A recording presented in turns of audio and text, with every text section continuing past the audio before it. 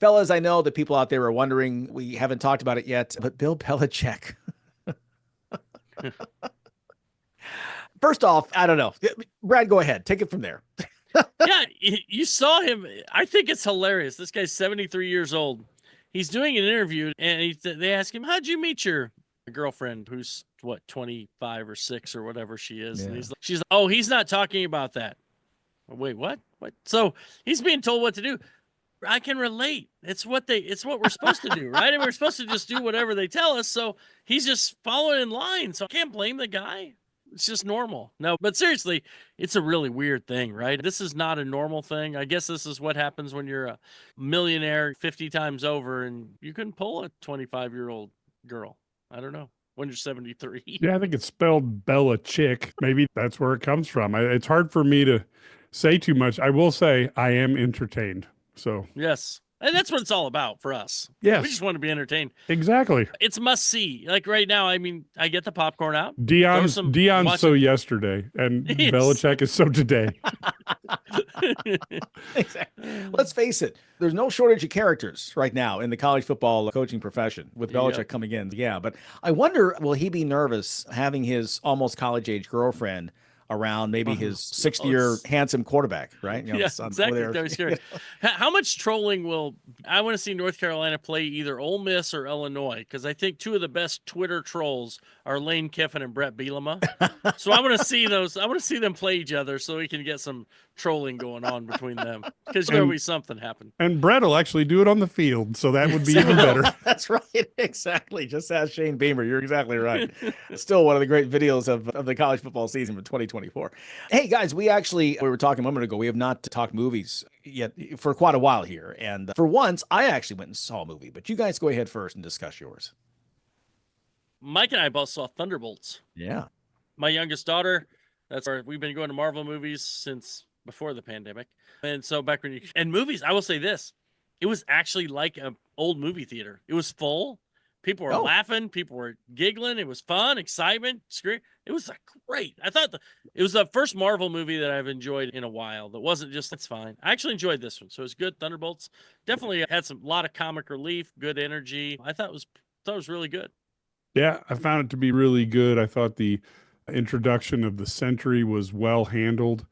And I really think that David Harbour is excellent in just about whatever role he's in.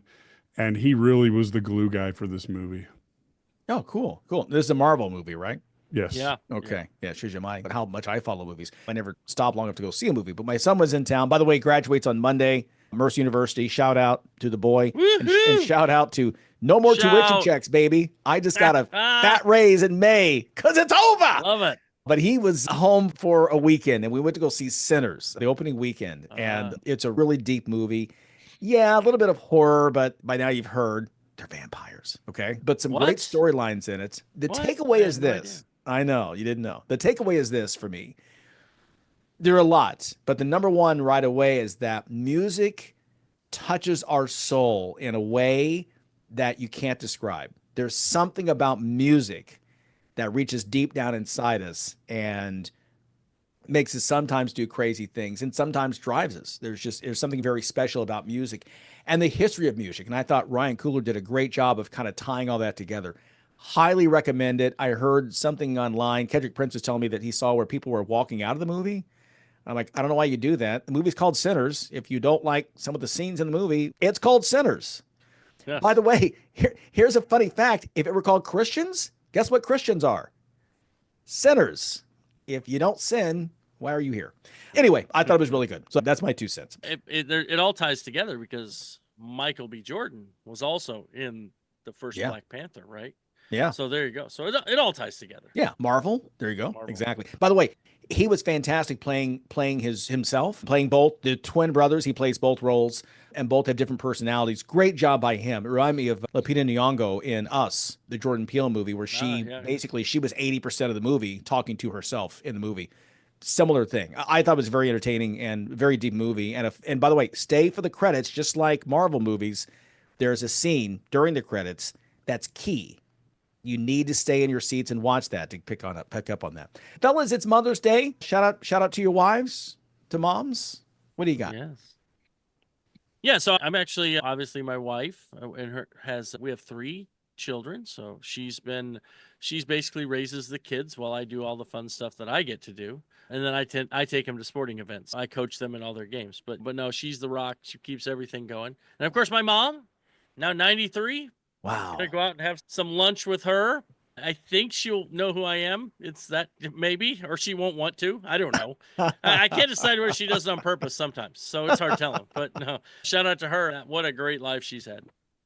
So I told the guys at work, they were complaining about having to do this, that, and the other thing for Mother's Day. And I said, look, simply tell your wives there have been 117 billion humans born on this planet.